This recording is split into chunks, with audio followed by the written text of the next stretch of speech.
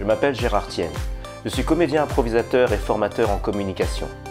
Ma mission est d'aider les femmes et les hommes qui veulent prendre la parole avec cœur. Voici leur témoignage.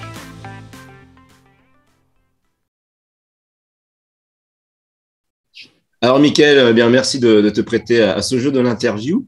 Et sans plus attendre, j'aimerais savoir si tu pouvais te présenter en quelques phrases. Merci à toi de m'inviter et de faire appel à moi pour faire un peu un retour d'expérience. Si je dois me présenter, donc Mickaël Walef, 38 ans, marié, en projet d'avoir des enfants, j'espère. Et puis après, pour mon parcours personnel et professionnel, donc assez rapidement, moi j'ai un bac plus 5 en gestion de points de vente, marketing et merchandising. Et puis en fait, je suis issu de la formation professionnelle, donc de l'alternance. J'ai travaillé dans des enseignes comme Carrefour, ensuite par la suite chez Leroy Merlin en tant que responsable de secteur, par la suite chez Lidl en tant que responsable vente secteur. J'ai ajouté la condition de vente. Et puis, j'ai suivi en fait ce parcours parce que je suis un passionné du retail. Ça fait 15 ans que je travaille dans la grande distribution et j'ai fini par un poste de directeur responsable marketing et commerce au sein de l'enseigne de Leclerc. Et puis, suite à cette expérience, je me suis dit que j'ai envie de faire autre chose, que l'opérationnel, que ça devenait un peu ça prenait beaucoup de temps dans l'engagement et puis dans l'implication. Et aussi, je voulais partager avec d'autres personnes mes connaissances et mon expérience acquise. Et donc, ça a fait que j'ai entamé un processus de transformation qui inclut une formation en marketing digital et puis un exécutif MBA à l'ICN Business School. Donc, c'est 18 mois de formation. Et entre les deux, j'avais un peu besoin de rebooster ma confiance en moi, même si je pense que j'en manque pas, avec toute humilité. Mais ça, oui, mais faut le dire. Entre parenthèses. Et donc, en fait, ça m'a permis de me connaître un peu plus, de me découvrir, de reposer les choses. Et aujourd'hui, en fait, je suis formateur agréé au niveau de plusieurs écoles de commerce, l'ICN, Euridis, les 2 écoles de PGA. Je vais travailler prochainement avec la CNAM, j'espère. D'accord, ouais, super. Et puis, des écoles aussi assez prestigieuses, enfin l'ICN, mais aussi comme l'ISEG. Donc, des écoles comme ça, à Nancy et Paris. Et puis, je diversifie mon entreprise, mon auto-entreprise plus exactement, aussi à donner de la formation en entreprise. Principalement, j'espère que je vais travailler avec Lidl prochainement, et puis avec une entreprise comme Nepsen. Et notamment en Île-de-France, une entreprise, Nepsen, donc c'est une entreprise d'ingénieurs pour les accompagner sur ce processus de commercialisation et comment devenir un bon commercial. Donc, en résumé, énormément d'expérience, bardé de diplômes, donc vraiment tout ce qu'il faut pour partager et enseigner à tous ceux qui sont passionnés comme ça du retail. Exactement, j'ai un bac plus 7 pour résumer. Bac plus 35 plutôt. Ouais, avec beaucoup d'expérience, j'ai eu la chance je suis issu d'une génération Y, donc je fais à peu près 3-4 ans dans les boîtes. Après, je suis quelqu'un qui s'implique beaucoup et quand on s'implique énormément, à peu près à un moment, on va tourner en rang. C'est soit on progresse au sein de l'entreprise, soit on change d'entreprise, on change de projet, tout simplement. Très bien, merci.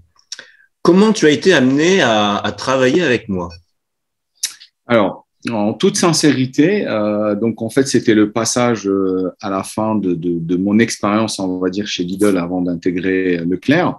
J'ai reçu un document de l'Agir Accro dans ma boîte aux lettres. Et donc, je me faisais déjà accompagner par l'APEC, par Pôle emploi. Et donc, si tu veux, moi, la perte de mon travail chez Lidl était pas prévue, précipitée. Pour des raisons professionnelles, mais personnelles. Et donc, ça a fait que du jour au lendemain, j'étais un peu sur le marché de l'emploi. Donc, je ne l'ai pas anticipé. Et donc, en fait, j'ai commencé à me poser un questionnement sur moi-même, sur ce que j'ai envie de faire et à un peu me refaire personnellement sur mes envies et sur mon projet de carrière. À savoir, quand j'étais jeune, je voulais être chef de produit, chose que j'ai réalisée. Et puis, quand on avance dans l'expérience et puis on fait beaucoup de boîtes, et on touche à énormément de choses, c'est pas très clair, bien précis. Et donc, en fait, je me suis dit, moi, je suis toujours dans une démarche d'être proactive. et ne pas rester chez soi. Hein, c'était vraiment quelque chose qui me faisait peur. Et puis voilà, enfin, je commençais un peu à donner des cours, à enseigner dans des écoles, on va dire pas très connues, mais c'est des très bonnes écoles. Donc ça, c'était le premier point. Et puis le processus Pôle emploi avec le processus APEC. Et je me suis dit, pourquoi pas? En fait, j'ai découvert que le programme qui proposait était assez intéressant et de diversifier. Et c'est vrai qu'après, quand j'ai vu l'atelier théâtre, qui est la chose qui te concerne le plus, je me suis dit, pourquoi pas? Et puis après, on a enchaîné sur le Toastmaster. J'ai pas de difficulté, peut-être moi, à parler ou à m'exprimer, mais j'ai plus des difficultés concrètement à me canaliser, canaliser ma réflexion, canaliser ma pensée et structurer un peu plus, même dans le processus d'apprentissage. Je l'enseigne aujourd'hui, même à mon niveau, il faut toujours se remettre en question et de pouvoir se canaliser.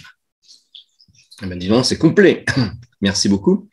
J'aimerais savoir, suite aux ateliers que tu as eus avec moi, ce que tu penses avoir amélioré ou dans quoi tu te sens plus à l'aise. Alors moi, je trouve que ce que j'ai vraiment apprécié le premier cours ou l'atelier qu'on a fait avec toi, cours ou atelier, hein, enfin, je mélange les deux. C'était déjà dans un premier temps, c'est la légèreté. J'ai vraiment été attiré et peut-être je sais pas si le mot attrapé ou interpellé, voilà. Et interpellé, c'est peut-être le mot exact, par ta légèreté, ta façon de directement intégrer, de créer le lien. Ça m'a beaucoup apprécié. C'est quelque chose que je réussis à faire en général dans ma vie de tous les jours, mais c'était d'une autre manière. Et cette manière m'a interpellé et je me suis dit, tiens, c'est encore un autre truc que je connaissais pas et que je savais pas. Et donc, je pense que c'est ça. Ça, c'est la légèreté et le fait d'être interpellé qui ont été les deux éléments qui m'ont marqué.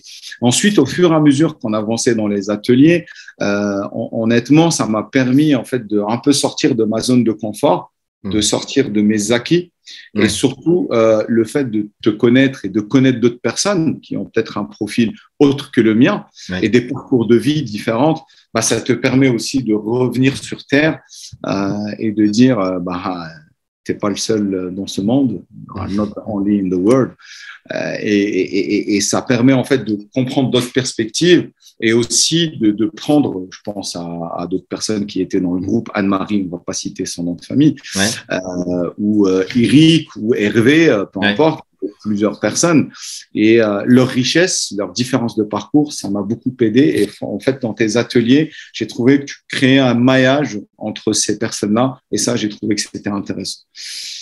Et le troisième point, tout simplement, c'est les ateliers en soi, honnêtement, qui reboostent la confiance. On travaille beaucoup aussi la confiance en soi. On travaille aussi le lâcher-prise. Et je pense que c'est un truc qui est très, très important. Moi, c'était une continuité que j'avais compris et découvert aussi à la suite de l'IMBA, parce qu'on fait d'autres ateliers, etc. Et dans cette continuité, en fait, c'est de prendre l'image de l'autre ou l'avis de l'autre, mais ne pas dans un jugement, mais plus dans une construction. Et OK, même s'il est dur, même s'il va me juger, parce que c'est ce qu'on évite de faire, c'est pas grave. Pourquoi il m'a jugé? Pourquoi il a cette interprétation des choses? Surtout que c'est une personne qui ne me connaît pas, mais il a quand même une image de moi qui est bonne ou mauvaise, tout dépend. Et ça permet en fait de vraiment briser la glace, si on a une, et de progresser et de ne pas toujours se rejeter la faute envers soi-même, mais de se dire non, OK, c'est peut-être un truc que je dois améliorer, ou un truc que je dois peaufiner, ou un truc sur lequel je dois capitaliser. Et c'est ces trois points que je trouvais que c'était intéressant, cette notion de lâcher prise. On en parle beaucoup, on théorise beaucoup sur ça, mais quand on la pratique, c'est quand même autre chose. Oui, c'est sûr, c'est vrai, je suis entièrement d'accord avec toi. Lâcher prise, on a compris, la confiance, on a compris, mais quand on est sur le terrain et qu'on est exposé, notamment avec des gens qui ont peut-être une manière différente de voir le monde, c'est vrai que là, on y est confronté. Surtout que l'impro est vraiment dans l'instantanéité, la spontanéité. Et c'est là qu'on sait si c'est vraiment ancré en nous ou pas. C'est ça. Mais je suis d'accord avec toi parce que l'improvisation par le théâtre, parce qu'en fait, on est soi-même, comme tu viens de l'expliquer. Et c'est vrai, en fait, il y a peut-être un truc que je rajouterais, c'est qu'en fait, on est livré. Enfin, pas livré dans le sens péjoratif, mais plus dans le bon sens. Parce qu'en moins, on a un retour, on a un feedback rapide de la situation telle qu'elle est. Et après, je pense que je te rejoins sur ça. J'ai appris aussi la spontanéité, mais qui apporte quelque chose. Moi, je suis quelqu'un de nature assez volcanique et donc je suis de nature assez spontanée. Mais il y a une bonne spontanéité et des fois une mauvaise spontanéité. Et j'en parle avec toute transparence avec toi et même dans mes cours de tous les jours. Et c'est vrai qu'en fait, le théâtre d'improvisation nous apprend une spontanéité, je dirais pas calculée ou maîtrisée, mais mesurée, et qui apporte dans un univers professionnel des choses assez positives et des éléments très, très intéressants. Très bien, merci beaucoup. Très complète, structuré, on sent le formateur. Et dernière question, j'aimerais savoir si tu me recommanderais. Si oui, à qui et pourquoi? Alors, moi, ça m'a beaucoup interpellé ton intervention et je t'en avais parlé à l'époque parce qu'à Leroy Merlin, on avait fait un atelier de théâtre d'improvisation. Et qui a été beaucoup apprécié. En fait, c'était les cadres c'était les cadres, ouais, exactement. Ouais. Je me remémore parce que ça fait quand même quelques années. Et c'était une expérience qui était très intéressante et très appréciée par plusieurs personnes. On nous a emmenés dans un théâtre avec des acteurs de théâtre d'impro et en fait, on a joué plusieurs sujets. Et c'était une expérience, je sais pas si mes souvenirs sont bons, je pense qu'on a même renouvelé chez Lidl. Là, je suis pas sûr. Je suis sûr de Leroy Merlin. Parce qu'on a vraiment fait intervenir quelqu'un pour les cadres. Et ce qui était intéressant, on a même renouvelé cette expérience pour les conseillers de vente. On a un créneau dans cette enseigne, c'était le coach de vente. Et puis, en fait, la vente, c'est un peu comme un théâtre. Il faut savoir aussi à un moment jouer sans pour autant être le commercial qui met la main à la porte, le pied, pardon. C'est pas la main, puis la porte, le vendeur bourrin, comme on dit parfois. Exactement. C'est d'un ancien temps, ça. Exactement. Donc, en fait, moi, je te recommanderais plus auprès de ce genre de structure. Leroy Merlin, Lidl, je pense beaucoup à Boulanger. Et je pense qu'en fait, aujourd'hui, avec l'avènement de l'omnicanalité, c'est un élément sur lequel je travaille énormément, soit à titre personnel, soit à titre professionnel, donc dans le cadre de certaines recherches et aussi l'accompagnement de certaines entreprises.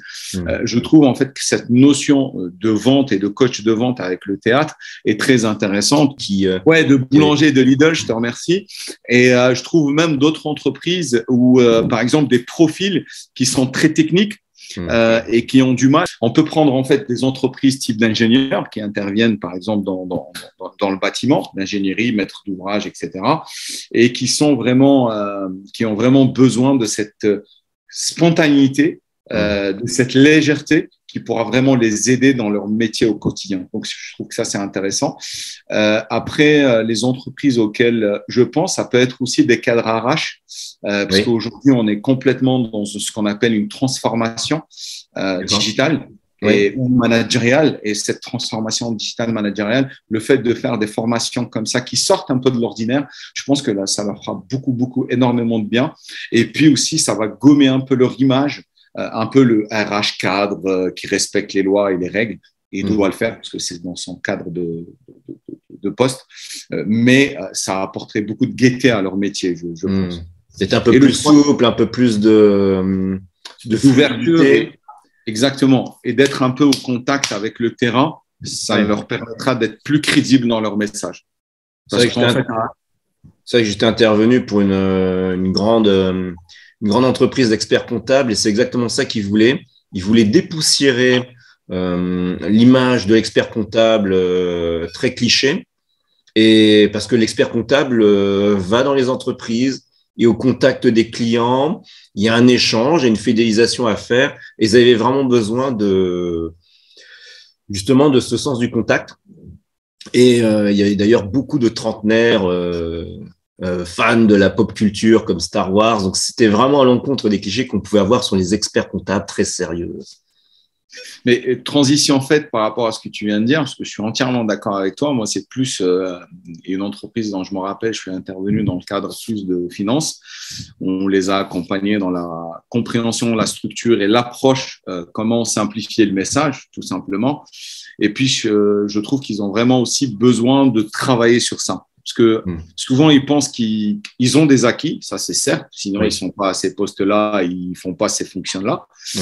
Par contre, simplifier le message pour pouvoir collaborer, je sais pas, en fait, on va dire à quelqu'un, un RH, je prends plus le cas d'un RH qui va dire à un opérationnel, bah écoute, ton équipe, dans la loi, c'est interdit de le faire travailler, par exemple, s'il finit à 8 heures, il ne peut pas commencer le lendemain à 8 heures le matin parce qu'il faut observer ou il faut garder les 13 heures d'amplitude. Alors, on peut avoir le message autrement, c'est que le RH peut tout simplement le vendre d'une autre manière.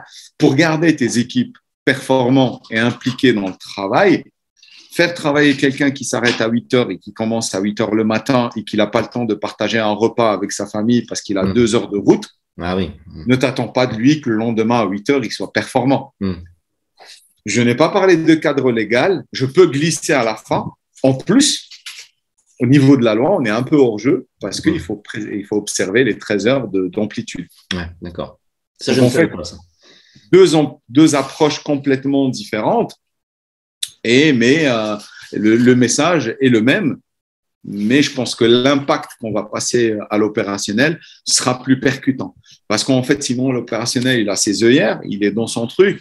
Encore des lois, encore quelque chose, encore un événement, encore un point, etc., etc. Donc, en fait, on charge la mule.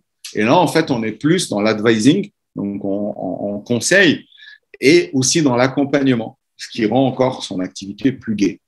D'accord. Donc, en résumé, tu me recommanderais plutôt à des cadres techniques pour améliorer leur fluidité, leurs interactions avec leurs collaborateurs, par exemple. Pas que, parce que je te disais, j'avais oublié, en fait, au niveau de l'omnicanalité, ou transformation même dans les point of sales, donc les magasins, type boulanger, je pense à boulanger, Darty Fnac, des univers comme ça. Aujourd'hui, c'est un fait que le digital prend beaucoup plus de place. Le Covid est venu, ou la Covid, peu importe. Les académiciens disent la Covid, mais tout le monde dit le Covid. Voilà. Comme ça, t'es tranquille. Peu importe. Est venu accentuer ce phénomène. Donc ça, c'est un fait et c'est une certitude. Donc aujourd'hui, en fait, les magasins type traditionnels, moi j'y crois parce que je crois à ce qu'on appelle le figital, donc ni digital ni physique, mais un mix des deux. Tu m'as pris un terme là, je ne connaissais pas ce terme. C'est quand on parle d'omnicanalité. Et aujourd'hui, en fait, concrètement, même si on a toutes les informations sur Internet, et je suis un fervent défenseur du digital, néanmoins, on a encore besoin d'avoir du conseil en surface de vente. Et puis, si je suis dans une logique de vente purement, ça ne fonctionnera pas parce que le client pense que tu as envie de lui vendre. Et si on est dans une logique, ce que j'appelle moi un indicateur, genre où est la peinture, vous prenez le deuxième rayon à droite. Ça n'apporte pas grand-chose. Et donc, concrètement, un point de vente doit être vraiment dans cette logique de conseil. Et puis, je pense que c'est ce genre, les formations ou les ateliers que tu proposes apportent en fait cette légèreté, cet accueil et cette ouverture d'esprit pour les enseignes. D'accord. Merci beaucoup. Est-ce que tu as autre chose à ajouter, Mickaël ? Là, non. Je pense que peut-être relié aussi le Toastmaster. Moi, c'était quelque chose qui m'a beaucoup apprécié. Alors, Toastmaster, je resitue pour ceux qui nous regardent et qui ne savent pas du tout de quoi il s'agit. C'est un club international qui vient des États-Unis, qui a 100 ans d'existence. 16 000 clubs dans le monde, 360 000 licenciés. Ça, j'ai bien appris à ma leçon. Et c'est un club où on travaille la prise de parole et le leadership, donc la capacité à mener un groupe, une réunion ou autre, des conférences. Et donc, voilà, je fais une transition par rapport à ça, parce que moi, je trouve que c'est aussi une continuité par rapport à ce que tu fais. Et honnêtement, pour l'avoir exercé, ça apporte énormément de choses. Qu'on est timide, je ne vais pas dire timide, introverti ou extraverti, l'extraverti va apprendre à canaliser et à structurer sa pensée, et l'introverti à s'ouvrir et à prendre la parole en public, comme tu viens si bien de le dire. Donc, je trouve que si je dois rajouter quelque chose, je trouve que c'est une continuité dans les ateliers que tu fais et que tu pratiques, qui est assez complémentaire et très intéressante. Enfin, pour ma part, j'ai beaucoup apprécié les deux expériences. Merci beaucoup, Michael. Eh bien, pour cette interview complète et très riche, je te remercie infiniment et je vais te souhaiter une belle soirée. Merci à toi, Gérard, de l'invitation et c'est avec grand plaisir pour de futures expériences ensemble. Avec plaisir. À bientôt.